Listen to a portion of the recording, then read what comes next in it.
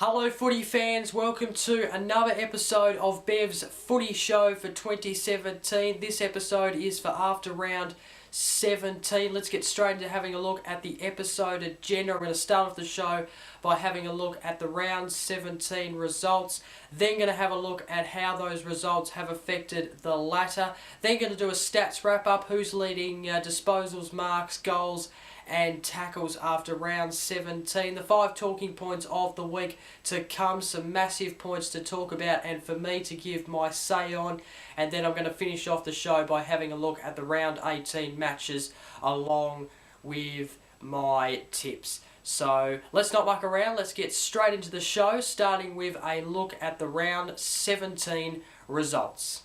Round 17 was another cracking round, some very interesting results to come from it. So let's get straight into having a look at the round 17 results. It all started on Friday night. St Kilda played Essendon at Etihad Stadium. St Kilda coming into this game as favourites after that big win against Richmond the week before. But Essendon came away with the chocolates. They led throughout most of the match, in fact all the match to be honest, and won pretty comfortably. The final score, St Kilda 7-15, 57, defeated by Essendon 17-16, 118 in front of a very big crowd of 47,156 at Etihad Stadium. Saturday afternoon, it was an absolute ripper at the MCG between traditional rivals Geelong and Hawthorn in front of 70-odd thousand people. It was a much better game than when these two sides met in the early part of this year on Easter Monday. It really went down to the wire in Luke Hodge's 300. Patrick Dangerfield got injured and played up forward for a majority of the match. That was the big story. Luke Hodge kicked a goal to keep Hawthorn in it. Isaac Smith had the chance to win it but missed it on the run, and Geelong came away with the chocolates only just. Geelong winning 13-10-88 to Hawthorn 12-13-85. A very, very good game there. The other Saturday afternoon game with Port Adelaide just got the job done against North Melbourne pretty easily. The final score, Port Adelaide 19-13, 127, defeated North Melbourne 8-9-85.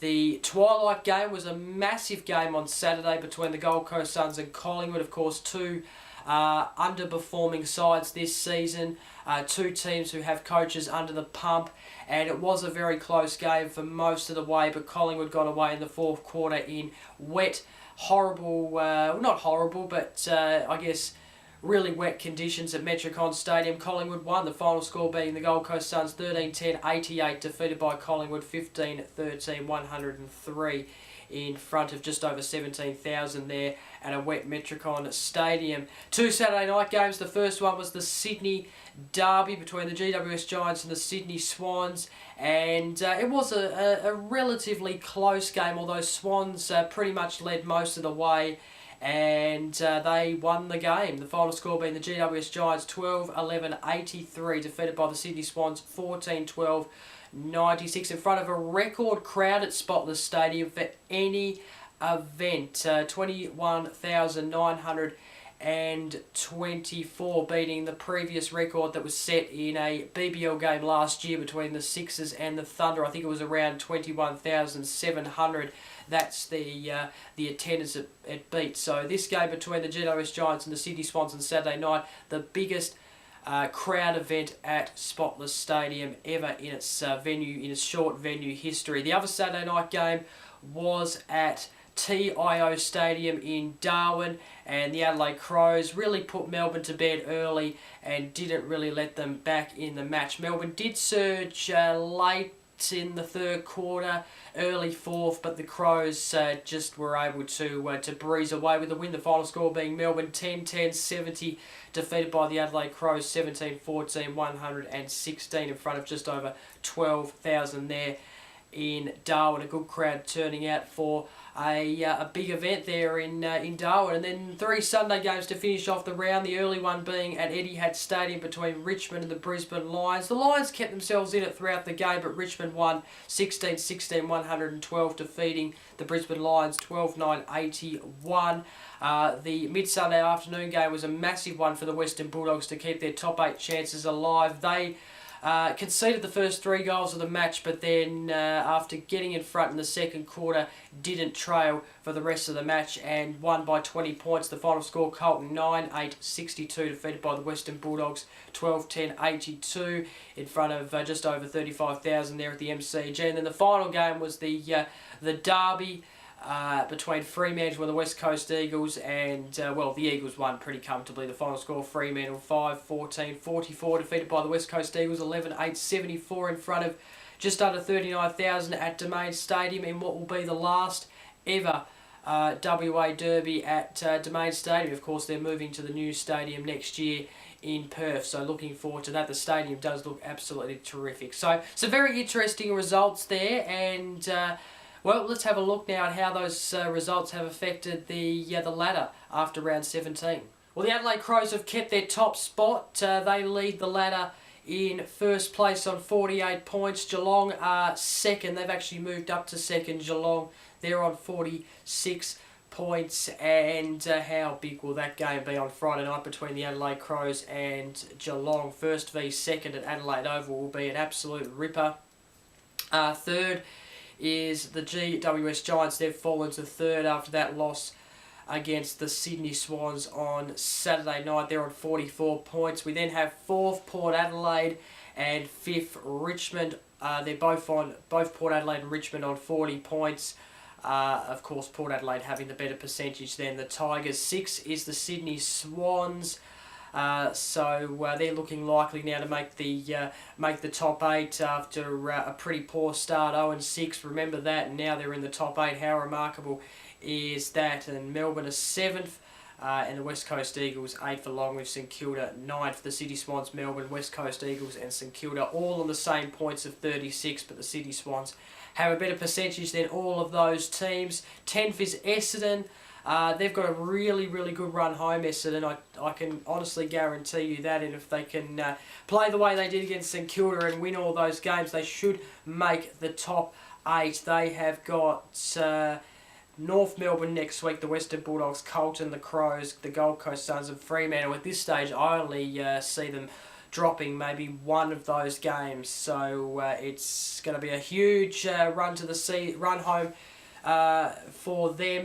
The Western Bulldogs are 11th. They're level on points with Essendon. Of course, the Bombers have a better percentage than the Dogs. Fremantle are 12th.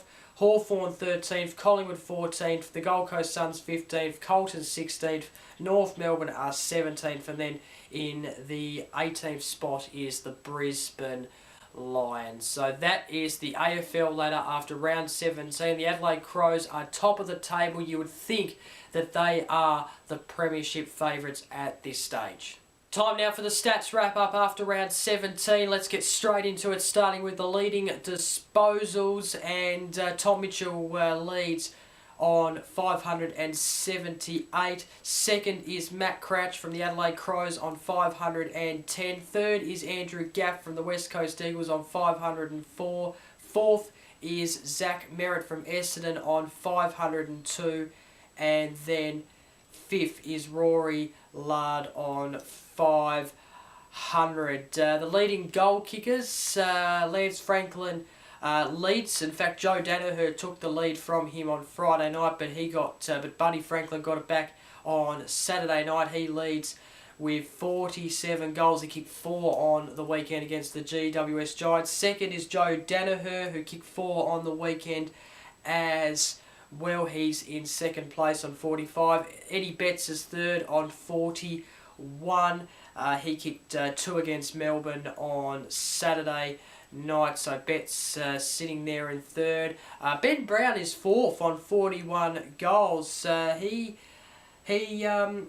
kicked 3 on Saturday against Port Adelaide. He's going along very nicely for them. Probably the standout player there at North Melbourne at this present time. And then fifth is Jeremy Cameron, also on 41 goals. The marks, Sam Doherty from Colton leads the marks on 157. Second is Jeremy Howe on 127. Third is Jeremy McGovern on 124. Fourth is Kade Simpson on 121. And then fifth, rounding out the top 5, is Michael Hurley from Essendon on 119 marks. The tackles, Rory Sloane leads the tackles on 127. Second is Brad Ebert on 120. Dane Zorko third, also on 120 tackles. Fourth is Marcus Bonampelli on 109. And then fifth is Tom Mitchell, also on 109 tackles. So that is the stats wrap-up for after round 17. Time now for the 5 talking points of the week. Let's get straight into it, starting with the first point. And it is to do with the Giants. GWS are not premiership favourites and are sliding. Well, I definitely think that they aren't premiership favourites at this stage. They were at the start of the year, but they're not at this stage of the season. I think the Adelaide Crows, rightly so, should be premiership favourites at this stage. They are flying at the moment and playing some very, very good football, and I think this Friday night will be a test for them against the Cats. Of course, got beaten by the Cats earlier in the season at Simmons Stadium, but of course they will be at their home ground of Adelaide Oval. But talking about the Giants, I don't think they're sliding, because I just think the problem with them at the moment is that they've lost so much personnel that they're getting beat, and you know, close games are happening because, you know, they've got so many injuries. They've lost some personnel, and you know, they need that personnel back to play the brand of footy that I guess they were at the start of the year and at the back end of last year. They've got an interesting run home. They've got Richmond at the MCG. I don't know which way that game will go. Of course, they haven't won in Melbourne this year after 2 attempts. This is their first and only game at the MCG this year, so it'll be a very interesting game. If they don't win against Richmond, then they'll probably fall a bit lower on the ladder in the top 8. But then they've got Fremantle at Spotless Stadium, which you would think they'd be able to win. Then they go to Canberra versus Melbourne, which is a game I would expect them to win also. The Western Bulldogs at Etihad's a 50-50, I suppose. And then the West Coast Eagles and Geelong to finish off the season. The Eagles won at Spotless, and Geelong being at Simmons Stadium. So they've got an interesting mixed kind of run home, but you know, once they start getting some personnel back, I think we'll see some better performances by then. They weren't too bad on Saturday night, but the City Swans were just too strong in the end. And I think it's just all about personnel at the moment. They don't have a full squad at the moment. The injuries might be starting to take their toll. The next talking point is Gary Ablett next year. And this has been a talking point that's been pretty much going on for the whole year, basically. You know, if he doesn't want to be there at the Gold Coast Suns next year, then the Gold Coast Suns can't keep him, in my opinion. You know, they need to let him go, or try and get the best deal to let him go. I do agree that they would like to they need to get something from it, though. They can't just let him go and get nothing from it. I think they need something from a player who you know, who can still be elite, can still be a gun. He probably won't be playing his best footy of his life, or the footy he was playing in his Brownlow winning days and so forth ever again. Or you never know. But he's still a good player, and he's still, you know, he's still got a big influence, especially in the Gold Coast Suns team at this point, and he still gets disposals and so forth. But if he doesn't want to be there, you have to let him go next year. You know, he's been there long enough now. I think the club can cope without him. You know, whether he goes to Geelong or somewhere else, I do hope he doesn't retire. I think it's a bit too early for him to retire just yet. I hope that the Gold Coast Suns probably do the right thing, let him go to a club and hopefully get the right deal out of it. But yeah, it's going to be interesting to see what happens. It could be likely that he could retire, or most certainly could go to another club, and it would be a fairy tale and a romantic story if he was to come back to Simmons Stadium in Geelong and play amongst, you know, Dangerfield and Selwood, and that would really make a real gun team, I reckon, at Geelong. So yeah, I don't think the Gold Coast Suns can keep Gary Ablett next year if he doesn't, unless he wants to be there. If he doesn't want to be there, then they can't keep him, because what's the point? Next talking point is the MRP do not want to suspend Brownlow favourites. Very interesting statement, this one, and you know, let's be honest. Maybe the Dustin Martin incident on Sunday, he might have got away with, you know, just a fine. You know, got away with a fine, but maybe he should have got a suspension of 1 week or something like that. It was a, you know, it was a bit of a kind of a high sort of hit in a way. I don't know. Maybe they took into account that there was a player actually, you know, really, you know, beating him up to the point that he wanted to retaliate. But I kind of agree with this in a sense. I don't think the NRP really wants to, you know, suspend Brownlow favourites. You know, I don't think they want to get to the end of the season to have the Brownlow winner who wins it actually can't win it because they're suspended. So, but then again, looking at the Dustin Martin situation, there's probably various factors to actually put in place as to why he didn't get a suspension. It was probably maybe somewhat correct in the end, but then again, you can see why he probably did deserve a suspension with the incident. But look, I don't want to bag the MRP too much, because I guess they do have a tough job. But you know, we're seeing I guess. Things this year where you know, Brownlow favourites haven't been suspended, have just been fined for incidents that, you know, maybe other players might have got us suspended for. So I'm a bit in the middle about this one. Maybe the MRP do not want to suspend Brownlow favourites, and I guess, you know, it would be bad. It would be probably bad for the game if we got to the end of the season and had a suspended Brownlow medal winner. Next point is Lance Franklin's goal on the weekend against the GWS Giants. He kicked it from just outside 50 on a very kind of tight angle on the flank sort of pocket area. And how good of a goal was it? It was fantastic. He's kicked some amazing goals over his career. He's a fantastic player. Not to mention the mark beforehand against Phil Davis, who him and Phil Davis actually have a really good battle between each other when they play against each other. But is that goal of the year this year? It's going to be close. I don't actually think it got in the goal of the week, which is a bit wrong, to be honest, because it was a fantastic goal. I guess he does it every week, and that's maybe why. But yeah, it was a very good goal from Lance Franklin, possibly goal of the year this year. He does that so well, and I think only a select few of players that have ever played the game can actually do what he does. It's just the goals he kicks and the marks he takes and the strong build that he has. He's just a remarkable player. Final talking point is going back to Friday night, Essendon St Kilda in the first quarter, when Joe Danaher took an absolute screamer on St Kilda's Jake Carlisle to put up a mark of the year contender. It's no question about that. I reckon this is in the top two of mark of the year, alongside the Jeremy Howe mark on Queen's birthday against Collingwood. Does this beat the Jeremy Howe goal? I personally don't think it does, but I tell you what, I did enjoy this mark by Danaher on Friday night. It was an absolute ripper, and I think it will go close. But I think at the moment, Jeremy Howe's is leading and is still mark of the year at this stage. But the Joe Danaher mark on Jake Carlisle on Friday night against St Kilda was a real ripper. Got me out of my seat, and let me know what you all think. Do you think the Joe Danaher mark beats Jeremy Howe's mark on Queen's birthday? Let me know. Time now to get into the round 18 matches and tips. I'll start with the round 18 opener. This is going to be a ripper. First v second, the Adelaide Crows taking on Geelong at the Adelaide Oval.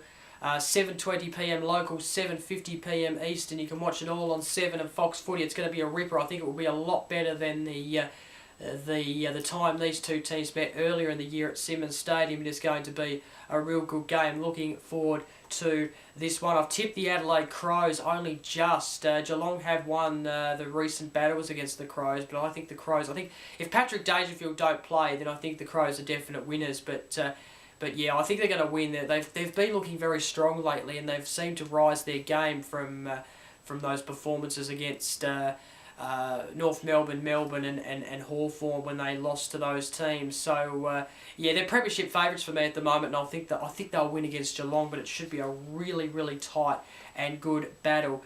Saturday, there's the normal 5 games. It starts at 1:45 p.m. with the first game, Essendon and North Melbourne at Etihad Stadium. You can watch that on Fox Footy. Essendon should be comfortable winners. If they drop this game, then they won't make the top 8 this year, I can tell you that, so they should win this game. 2:10 p.m, a very interesting game at the MCG between Melbourne and Port Adelaide coming up. This game on Fox Sports 3. I'm going to tip Port Adelaide to win. I think Melbourne, with their injuries and just their undisciplined play, I think Port Adelaide will win this. They're in very good touch, Port Adelaide. It should be a good game though, but I'm tipping Port Adelaide to win. 4:35 p.m. the Western Bulldogs and the Gold Coast Suns meet at Kazali Stadium in Cairns.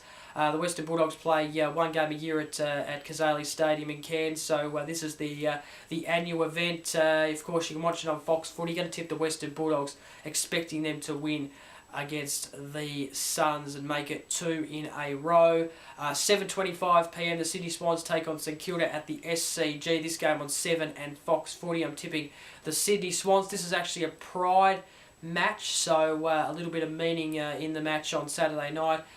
It's pretty much a must-win for St Kilda, but yeah, I think the Sydney Swans will win. And then the final game on Saturday is on Saturday night in Perth, 4:40 p.m. local, 7:40 p.m. Eastern on Fox Sports 3, Fremantle v Hawthorn at Domain Stadium.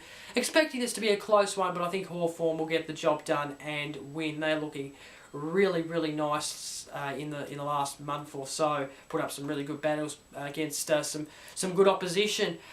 Sunday, 3 games. The first one is huge. It's going to be a ripper between Richmond and the GWS Giants at the MCG. 1:10 p.m. start live on Fox Footy. You're going to tip Richmond for this one. I think they will win at the G, but it should be and get payback for earlier in the year when the GWS Giants just snatched it from them. But it's going to be a good game, a very close game.